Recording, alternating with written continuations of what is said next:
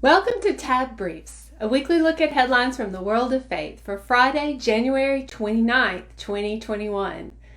I'm TAB Media Content Editor Carrie McWhorter, and here are some of the headlines that grabbed our attention this week. First up, Alabama Baptist Disaster Relief volunteers are deployed this week after an EF3 tornado plowed through Fultondale, just north of Birmingham, late Monday night. One person died and 20 were injured in the storm, which plowed a 9-mile path of damage a quarter-mile wide. Chainsaw teams were able to access the area January 27th to begin helping homeowners with cleanup, but sadly there's a lot of those that are a total loss. Alabama Baptist lead disaster relief strategist Mark Wakefield said there are places where houses and other structures were, in his words, wiped flat. John Hayes, who's coordinating relief efforts in the area, said about half of the houses are just piles of rubble. Volunteers are helping homeowners however they can, and chaplains have been deployed to help residents with the trauma.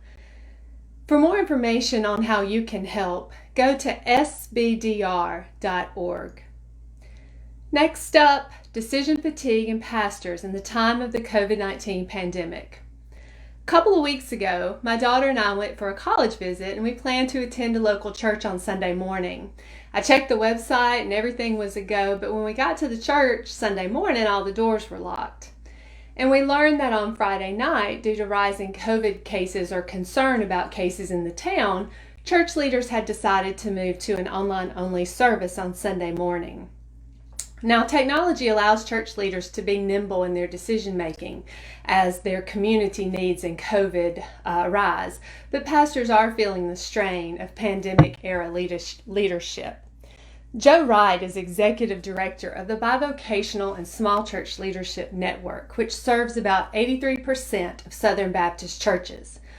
Wright said he hears daily of pastors and churches that are struggling under the stress of trying to do ministry in this environment. Decision fatigue is a major stressor. A good decision on Monday morning may seem like a bad idea by Thursday night, and each community is affected differently, so there is no one right answer. Wright said ministerial frustration is high, with pastors reporting discord, negativity, and anger within their congregations. And one source of tension certainly has been the political atmosphere of the past few months, which has found fertile ground in many congregations.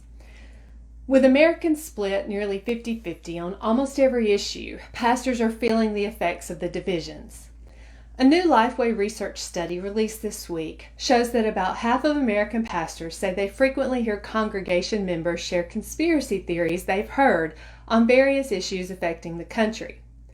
That means, of course, that about half of American pastors say they don't hear their members sharing details of such plots. Still, Executive Director of Lifeway Research, Scott McConnell, sees this as a worrisome trend. He told Religion News that Christian churches resolve to be places focused on the truth, yet half of pastors hear the spread of assumptions about plots often. This is a startling disconnect, McConnell said. As mentioned earlier, the Bivocational and Small Church Leadership Network exists to help pastors with issues they face in their leadership roles. The network has increased its online outreach and resources to help pastors cope during the pandemic. Bivocational leaders in Alabama have an additional support network in place. The Alabama Baptist Fellowship of Bivocational Ministers has a private Facebook group for pastors and staff members where they can share resources and support. The Alabama Ministers Group also will hold its first Bivocational Ministers online conference on February 20th. You can find more details about the Ministers Fellowship and the upcoming conference at tabonline.org. Those are your TAB Briefs for Friday, January 29th, 2021. For more on these and other stories from the world of faith, go to tabonline.org or follow us on Facebook, Twitter, Instagram, and YouTube. Thanks for joining us this morning, and we all hope you have a great day and a great weekend.